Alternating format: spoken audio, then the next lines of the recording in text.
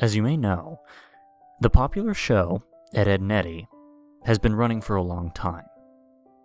However, between October 7th, 2003 and October 21st, 2003, episode 34 was accidentally released 1 week before it was scheduled to.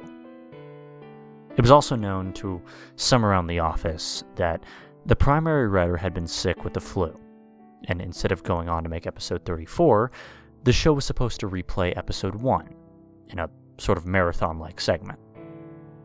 At 5 a.m. Eastern, people reported a very disturbing new episode premiering on Cartoon Network. Some children were unfortunate enough to see it.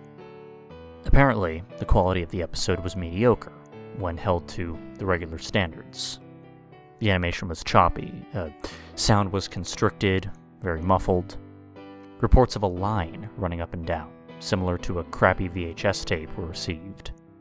Scenery was described as overwhelmingly dark and depressing, without changing props and other background objects. Stormy looking. Characters also behaved oddly. Instead of the normal goofy hijinks-inspired personalities, viewers complained that they seemed extremely agitated, gratuitously hateful toward each other, and constantly about to begin sobbing after their lines. The protagonist also had a very bad lisp. No one really knows why. But he spoke with a sexual tone, and that further bothered the viewers. And, well, I was one of these viewers. So, the episode began with Eddie walking down the street with Ed. I noticed that the third Ed was missing, Double D. There was an angular shot coming from in front of the two to show them walking toward the viewer. He, Eddie, was wearing the angry look he does when something goes wrong. His eyes were red around the irises. And Ed looked absolutely forlorn, practically dragging behind Eddie, tears in his eyes, which were both lazy and looking in opposite outward directions, as they usually do. Kevin, the series antagonist, was riding his bike opposite of the Eds, toward them. The shot became blurry, and low moans were heard coming from Eddie before Kevin hit him, which never happened because the screen cut to black. The screen then snapped back, and Kevin was again headed toward Eddie. The view was so blurry this time that all I saw was a green blob headed toward a yellow one. Again, the low moan, only this time it sounded like the microphone was broken, and loud static came, greatly overshadowing the moan. A claymation sequence of Double D sleeping in Eddie's bed came up. Honestly, it may have just been the abruptness, but I jumped and shivered. Waking up and getting out of bed, he moved oddly around the circular room, the fast pitter-patter of footsteps being the only audio. The step sounds were very clear, as I was shown a bird's-eye view of him scampering around the room. Now, just for reference here, there were no visible doors.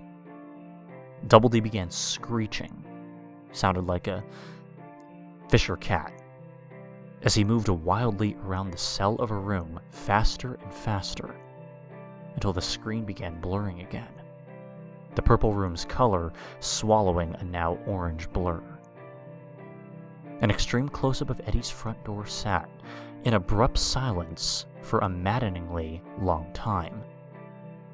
At least 2 minutes of dead silence, and a door. Next we see Jimmy and Sarah at a doctor of some sort, probably oral. Jimmy, obstructed in view by a hanging lamp, is crying loudly with Sarah, trying to comfort him in an unusually warm fashion. "It hurts, Sarah. It hurts," he says.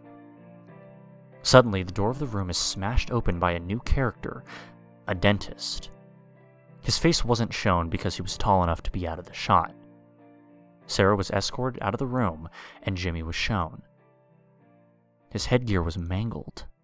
The The front bent upward, stretching his lip very high and tearing proportions. The front of his gums was trickling blood, and teeth were missing. The disturbing part was that he sat, a paraplegic. I almost cried as I came to the conclusion that the others had beaten him up and bent his headgear. The camera stayed on his mangled face for a few seconds, still as a picture, and silent as ever. Commercials came on after that. But what followed was an instant assault with a very hairy Rolf in his darkened shed fisting the cow repeatedly. The visual loops get blurry again as the scene pans out. Naz is reading a magazine on her couch. The quality is now perfect. Eddie is now alone, without Ed. The quality declines worse than before, and he is still walking. The sun now lightening the mood somewhat as he smiles and now begins running. The door is shown again, and we see through Eddie's eyes as he reaches out and opens it. His house is nice and bright, but a very badly played violin is blaring. The only audio in this scene as he makes his way through the house. Eddie opens the door to his room. Johnny is shown under Naz's couch cushion as he crawls out on all fours in a comedic way and pops up behind her, still oblivious. I laughed because someone forgot to draw his eyes, and I thought of a mole. Suddenly I stopped laughing as he started swallowing her head, still in a cartoonish fashion, of course, but this was different. He and she stayed like this until she started kicking and struggling. Johnny held her like this until she went limp. The zoom in on his face revealed extremely small human eyes.